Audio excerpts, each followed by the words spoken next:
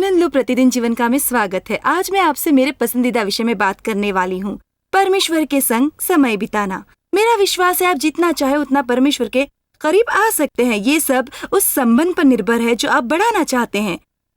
यीशु हमारे लिए इसलिए नहीं मरा कि हमारा एक धर्म हो। वो चाहता है कि उसके द्वारा हमारा परमेश्वर पिता के संग एक गहरा व्यक्तिगत नाता हो। तो अपने हृदय को खोलिए और इस पाठ को अपना लीजिए जो टकोमा वॉशिंगटन में सिखाया गया। वास्तविकता में ज्यादातर लोगों समान जो बाइबल अध्ययन काफी लंबा करते हैं, मेरे बाइबल में ज्यादातर वचनों को रेखांकित किया है। हम इसलिए रेखांकित करते हैं, मुझे लगता है क्योंकि पढ़ते समय उसका हमारे ऊपर खास असर पड़ता है। मैंने कुछ दूसरा खास सिखाने का सोचा है, पर गए सप्ताह जब मैंने बाइबल खोली कुछ पढ़ने के लिए और यिर्मयाह अध्याय 2 मैंने खोला और पाया कि उस अध्याय में मैंने 4 भाग को रेखांकित किया। पाया एक बात जो मैंने करना चाहिए परमेश्वर के संग समय बिताते वक्त, वो ये कि एक अध्याय में खोलूंगी और जितना रेखांकित किया उसे पढ़ूंगी, क्योंकि वो रत्न है, वो चीज जिसने मुझे कभी आकर्षित किया। कुछ समय के लिए कभी मैं एकाध पढ़ी हुई किताब निकालूंगी और रेखांकित किए सब भाग पढ़ूंगी। 2-4 बातें मैंने देखी और रेखांकित किए, सब एक ही विषय पर है। पहला ये यिर्मयाह 2:13 जो कहता है, मेरी प्रजा ने 2 बुराइयां की हैं। उन्होंने मुझ बहते जल के सोते को त्याग दिया है। मुझ बहते जल के सोते को त्याग दिया है और उन्होंने हौद बना लिए, वरन ऐसे हौद जो टूट गए हैं और जिनमें जल नहीं बह सकता। हौद कुआं होता है। दूसरे अनुवाद के अनुसार उन्होंने ऐसे कुएं अपने लिए खुदवाए जिसमें पानी नहीं है। 2 बुराइयां उन्होंने मुझे त्याग दिया जो बहता जल का सोता है। फिर वचन 17 को देखा, क्या ये तेरी ही करने का फल नहीं जो तूने अपने परमेश्वर यहोवा को छोड़ दिया? अगर पीछे देखे तो दिखाई देगा कि उन्होंने अपने ऊपर दासत्व और गुलामी लाई और उसने कहा, ठीक है तुम्हारे जीवन में समस्याएं हैं, पर वो अपने आप लाएं, हमें वे विचार भाया नहीं। क्योंकि हम सोचते हैं हर बात शैतानी है, या हर बात हमारे किए कारण है, या जिस तरह हमें बढ़ाया, या हमारा दुर्भाग्य, या कुछ भी। पर आखिरी बात जो करनी है वो है जिम्मेदारी लेना। पर उसने कहा, आपने स्वयं इसे लाया क्यों? तुमने परमेश्वर को क्यों त्यागा? वचन 13 क्या कहता है? तुमने परमेश्वर को त्याग दिया। वचन 17 कहता है, तूने परमेश्वर को छोड़ दिया।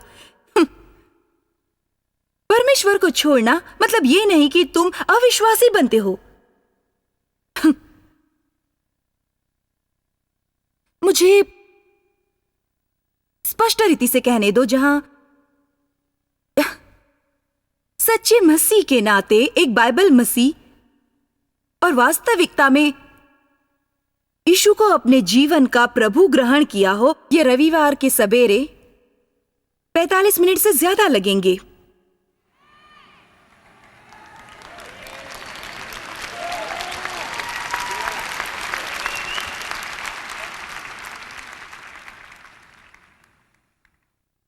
मैं समय को साल में डालती हूं। मैं परमेश्वर से प्रेम करती, पर वो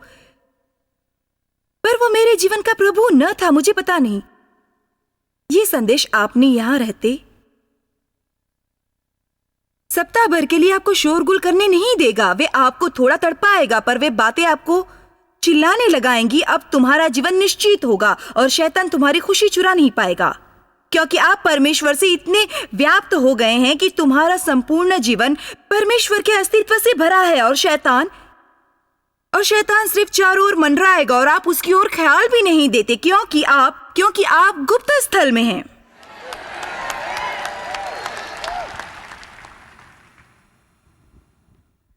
वो आपके सोमवार में, मंगलवार में, तुम्हारे बुधवार में, तुम्हारे गुरुवार में, तुम्हारे शुक्रवार में,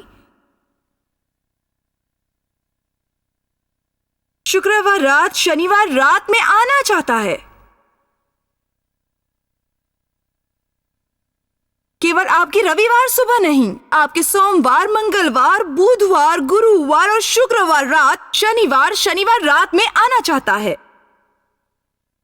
केवल आपकी इतवार सुबह नहीं, पर तुम्हारी इतवार दोपहर, तुम्हारी इतवार रात भी तुम्हारे पॉकेट बुक में आना चाहता है। आप कैसे ड्रेस करते हैं इसमें शामिल होना चाहता है, कैसे मित्र चुनते हो उसमें शामिल होना चाहता है, आपके मनोरंजन में वो शामिल होना चाहता है।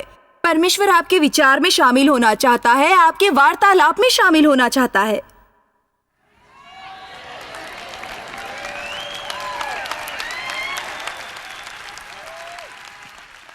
इस सप्ताह मुझे लगता है हम में से कुछ लोग हैं जिन्हें पवित्र आत्मा चाहिए।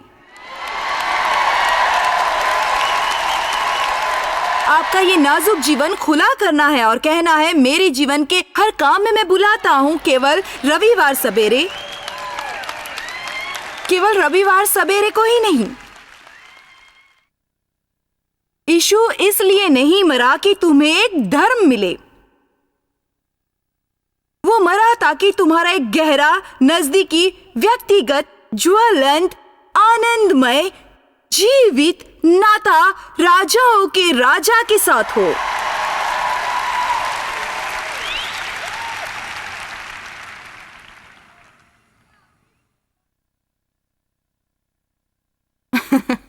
मैं इसी कोशिश में लगी हुई हूं। यिर्मयाह 2:19।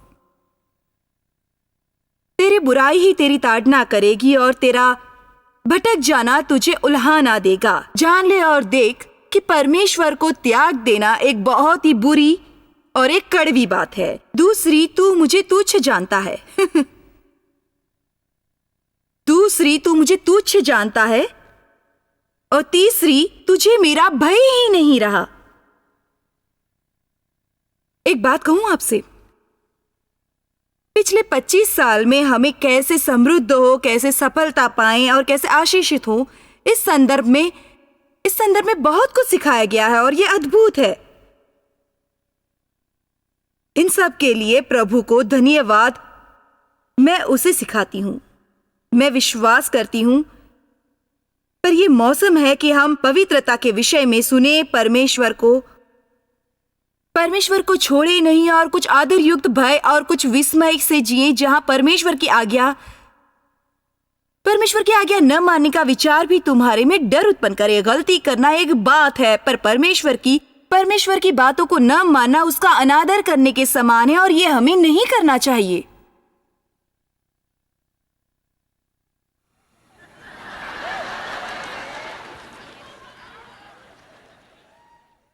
वो दिन आ रहा है, यीशु शीघ्र आने वाला है, बहुत जल्द।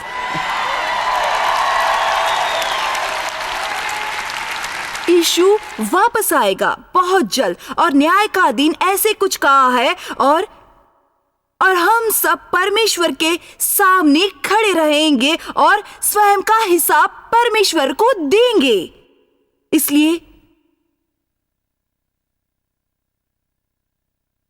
इसलिए कोई क्या करता इसकी हमें चिंता नहीं, क्योंकि परमेश्वर हर एक का लेखा आपसे नहीं लेगा। वो मुझे औरों के बारे में नहीं पूछेगा। मुझे अपना खुद का लेखा देना होगा और आपको अपना खुद का लेखा देना होगा।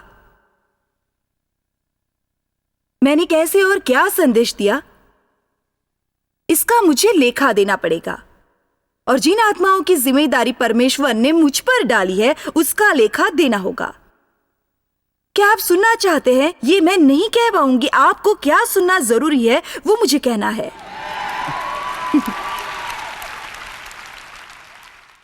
आपको थोड़ा निराश करने का और दुखी करने का मौका बीच बीच में मैं लेती रहूंगी। पता है, जहां कहीं यीशु गया उसने लोगों को धक्का पहुंचाया, और आज के प्रचारक किसी धक्का पहुंचाना नहीं चाहते।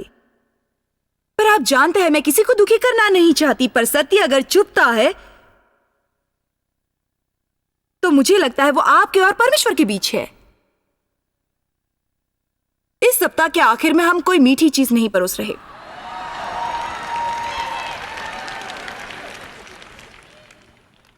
वचन 13, तुमने मुझे छोड़ दिया। वचन 17, तुमने मुझे छोड़ दिया। वचन 19, तुमने मुझे छोड़ दिया। और वचन 32, शायद बाइबल का अति दुख भरा वचन, क्या कुंवारी कुंवारी अपने गहने पहनना भूल सकती या उपेक्षा करेगी, या क्या दुल्हन अपना सिंगार शादी की अंगूठी का महत्व रखते भूल सकती है? तो भी मेरे लोग मुझे भूल गए अनगिनत दिन। क्या ये बुरा नहीं? मेरे लोग मेरे बारे में भूल गए। दिन बिताते और वे मुझसे बात नहीं करते। फिर अचानक जब समस्या आती है, और अब मैं उनका उत्तम दोस्त हूं। यदि हमें सीखना है, कलीसिया जरूरत है, समय हमें परमेश्वर को खोजना नहीं। और फिर जब हमारे जीवन में खुशहाली होती है, हम उसकी ओर ध्यान नहीं देते। आप इसे जानिए, इस सप्ताहांत में अगर आप काफी व्यस्त हैं परमेश्वर से समय व्यतीत करने में, तो आप काफी व्यस्त हैं। तो मैं कहना चाहती हूं, जो शायद किसी अच्छा नहीं लगेगा, मेरे साथ कहें आपके पास समय नहीं। ये सच नहीं। सबके पास समान समय है, सबके पास दिन के 24 घंटे हैं, सप्ताह के 7 दिन। फिर ऐसा क्यों कि कुछ लोग सच में परमेश्वर के करीब होते हैं और ये अद्भुत रिश्ता है, और ये परमेश्वर से सुनते हैं, उनकी प्रार्थना सुनी जाती है, और उनके संग रहते आप कह सकोगे वे परमेश्वर के साथ चलते हैं। और फिर भी ऐसे भी हैं जो परमेश्वर के करीब आ नहीं पाते, वे कुछ सुन नहीं सकते, उनका शास्त्र भाग कहाँ है ये भी उन्हें पता नहीं। जब जरूरत पड़ती है किसी को बुलाकर पूछना पड़ता है, किसी समस्या से निकलने के लिए किसी और को प्रार्थना करनी पड़ती है। उन दोनों को दिन के 24 घंटे हैं, उन दोनों को हफ्ते के 7 दिन हैं। एक कहता है उन्हें समय नहीं, दूसरा समय निकालता है।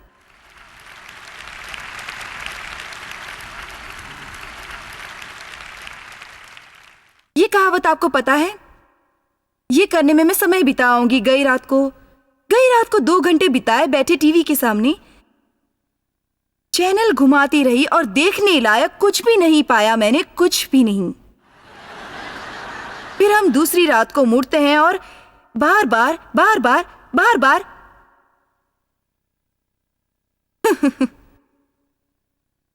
वही करते हैं। मैं भी कभी ऐसा करती थी। मैं 3 घंटे शॉपिंग मॉल में बिताती, पर घर पर कुछ नहीं ले आती। मैंने 2 घंटे बिताए, मैंने 3 घंटे बिताए, मैंने 4 घंटे बिताए, मैंने 5 घंटे बिताए, मैंने 6 घंटे बिताए, मैंने 7 घंटे बिताए। यही होता है। हम अपना समय गवाते हैं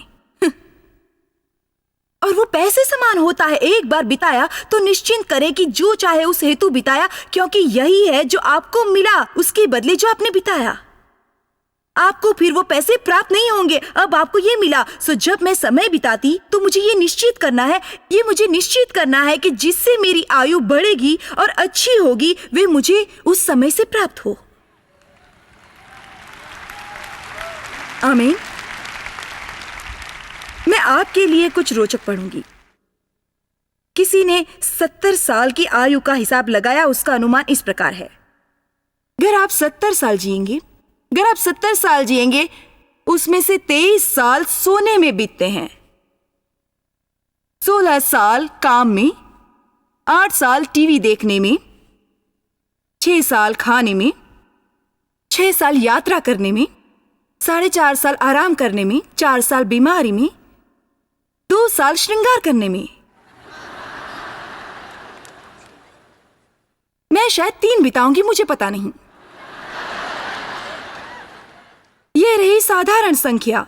70 साल में से 6 महीने बहुतांश लोग धर्म में बिताते हैं।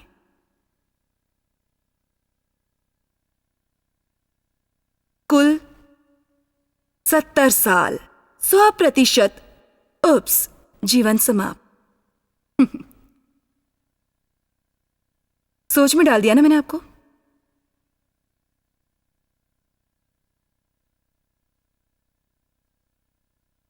बाइबल हमें कहती है हमें परमेश्वर को खोजना है, और अगर हम शीघ्र और लगातार खोजते हैं हम उसे पाएंगे। अगर आप उसे खोजते नहीं तो तुम्हारा परमेश्वर से महान नाता बनेगा ही नहीं।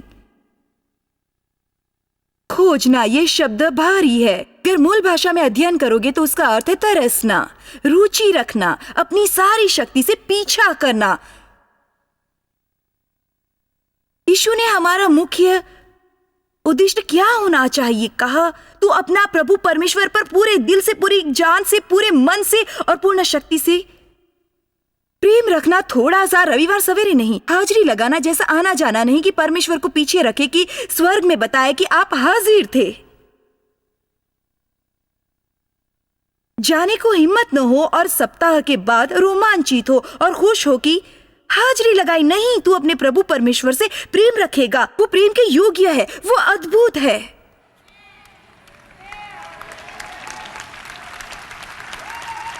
जैसा यीशु तुम्हें कर सकता है वैसा और कोई नहीं कर सकता।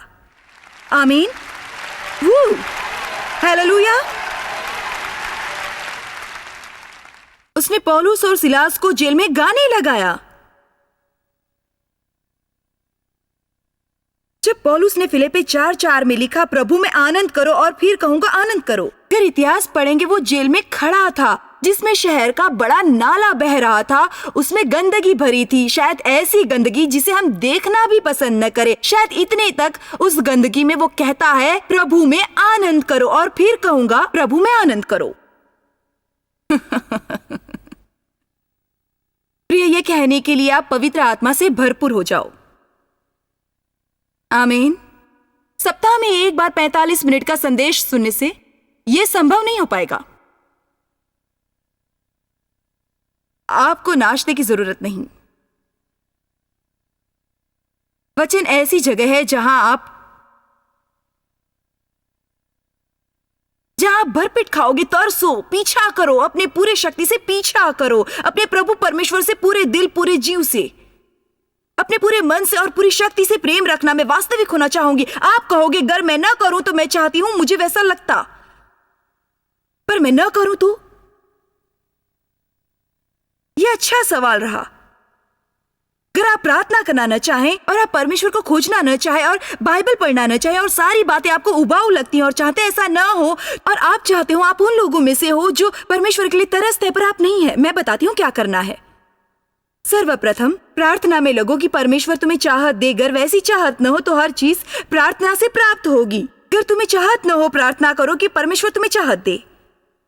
ये सारे लोग जिनके लिए आप प्रार्थना करते हो कि परमेश्वर की खोज और ये महान जीवन प्राप्त करें, इसके लिए आपको प्रार्थना करनी है, क्योंकि उन्हें कोई खोजने वाला नहीं और समय व्यतीत नहीं करेगा अगर चाहत नहीं है।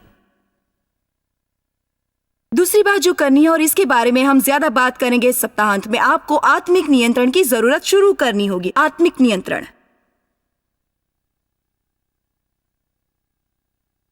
आत्मिक नियंत्रण। भूख लगने पर कुछ बातें आप करते हो और बाकी कुछ भी अच्छा नहीं लगता, पर खाना अच्छा लगता है। आपको स्टोर जाना होगा, उसे घर में लाना होगा, उसे अपने घर में रखना होगा, उसे बाहर निकालना पड़ेगा, आपको रसोई घर खराब करना पड़ेगा, उसे पकाना होगा। जो चीज खाने में आपको 10 मिनट लगती है, उसे पकाने में आपको 2 घंटे लग जाते हैं। आप बैठ जाते हैं, उसे खाते हैं, फिर सारी खराबी को साफ करते हैं। आज हम ज्यादा ऐसे नहीं करते। हम बाहर जाते हैं और खरीदते हैं, और आखिरकार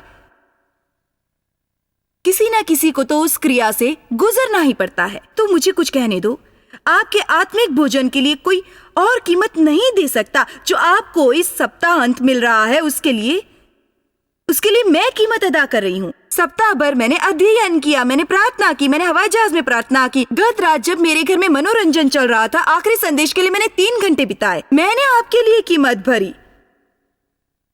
मैंने आपके लिए कीमत भरी ताकि आपको इस सप्ताहांत एक अच्छा संदेश मिले। पर आगे पीछे अगर आप चाहते हैं कि कुछ आपके आत्मिक जीवन में बने रहे, तो इसके लिए आपको कीमत चुकानी होगी।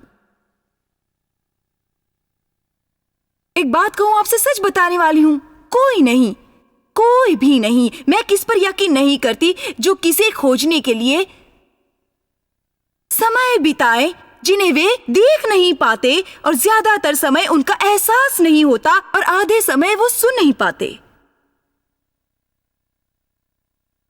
जबकि उन्होंने प्रथम शुरुआत की थी। पर मैं कुछ कहूंगी, बार बार करने के लिए अगर आप खुद को अनुशासित करते हो, आपको आदत होगी, और फिर आप ऐसी स्थिति में पहुंचेंगे जब आप वो नहीं करेंगे, आपको किसी चीज की कमी महसूस होगी।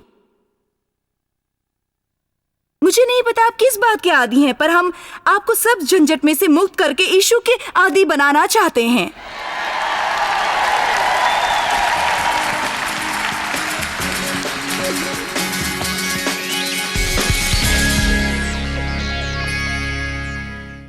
क्या आपने यीशु मसीह को अपना प्रभु और उद्धारक स्वीकारा है?